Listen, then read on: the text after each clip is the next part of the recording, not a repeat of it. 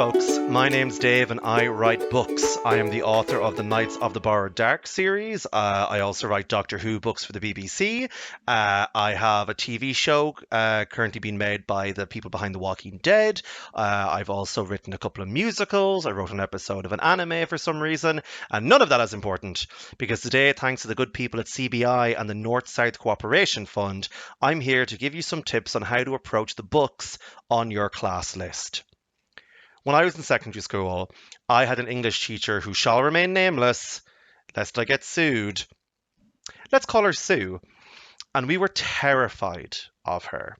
We'd file in, and Sue would be bundled in the corner somewhere between Annabelle and a praying mantis, and she would ask what we thought of the books on our class list. This is about to be a big part of your English classes, if it isn't already. It's no longer about reading stories. Oh no. Now you have to have opinions on them.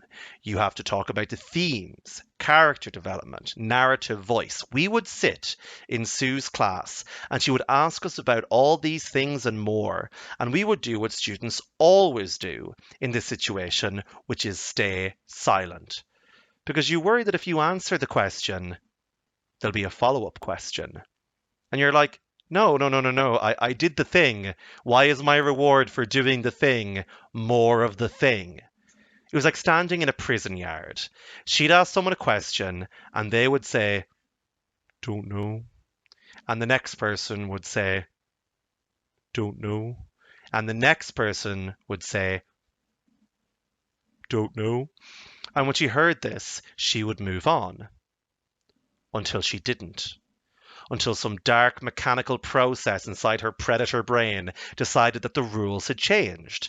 And when you said, don't know, she would say, oh really? And why not? And then the cage would come down, filled with the Sudanese fighting spiders, and then you'd die. So what I want to do is make sure you don't end up in the same boat.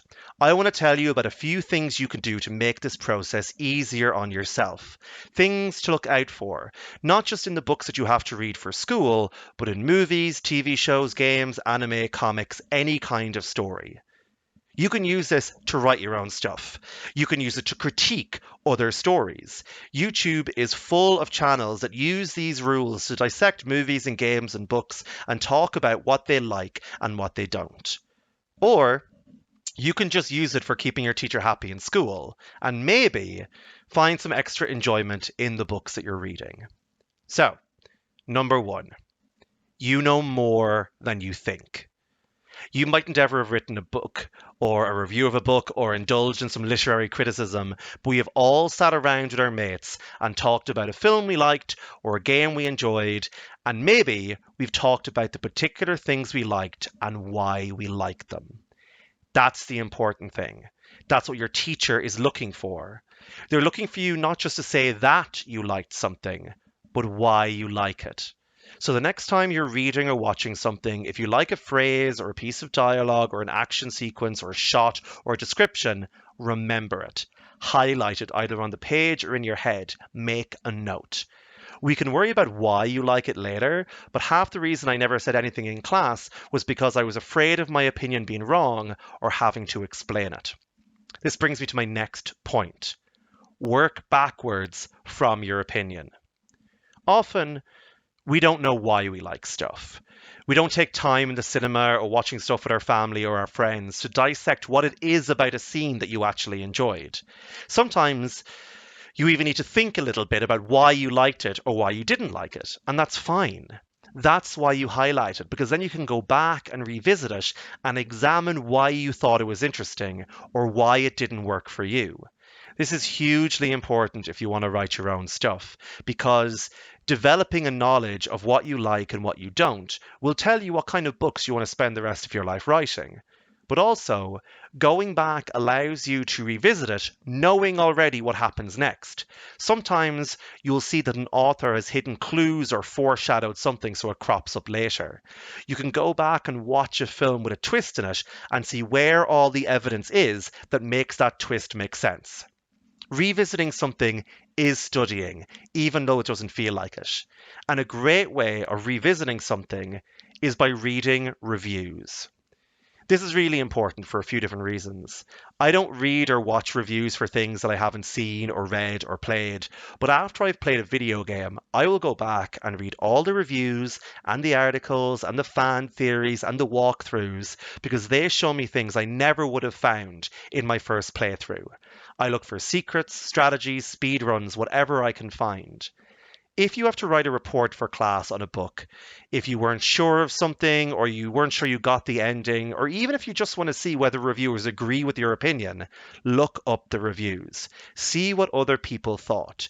Let them do the research and have you read what they put down. Other viewpoints are always interesting. They'll pick up things you didn't, they'll expand your knowledge, give you other opinions you can try on for size. They might even give you useful phrases you can use in your own work. Oh, and that brings me to a little small thing that I want to mention. There is nothing wrong with not knowing what a word means. Nothing at all. If you don't know what it means, Google it, remember it, move on with your life. Every writer who's ever written a book had a dictionary beside them because they couldn't think of a good word for blue and had to look up cerulean or sapphire or azure or teal or blue. Look up what words mean. Use thesaurus.com. If you're a writer or you want to be a writer, keep a little list of the words you like and want to use on your phone. Cheat.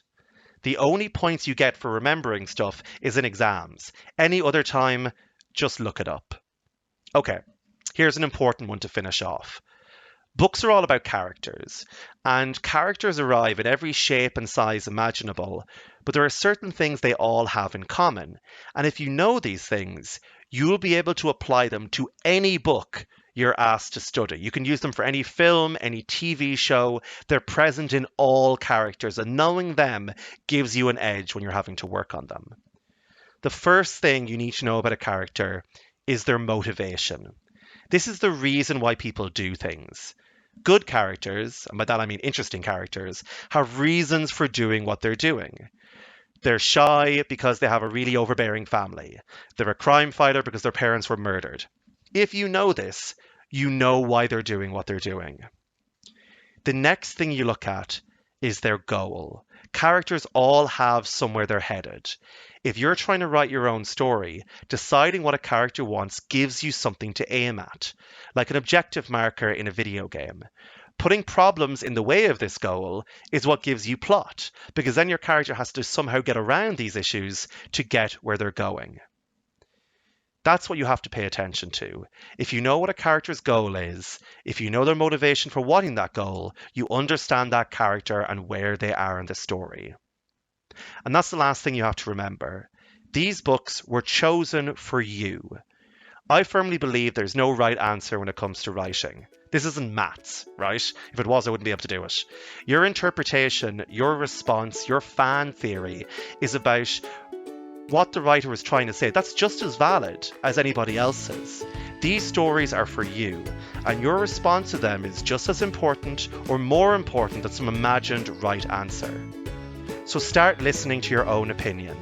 Start deciding how you feel about the stories you're taking in. Make notes of the things you liked or didn't like, and think about why you liked them or why they annoyed you.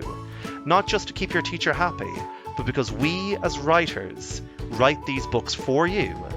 And if you don't care about them, we're not doing our job. Thanks very much.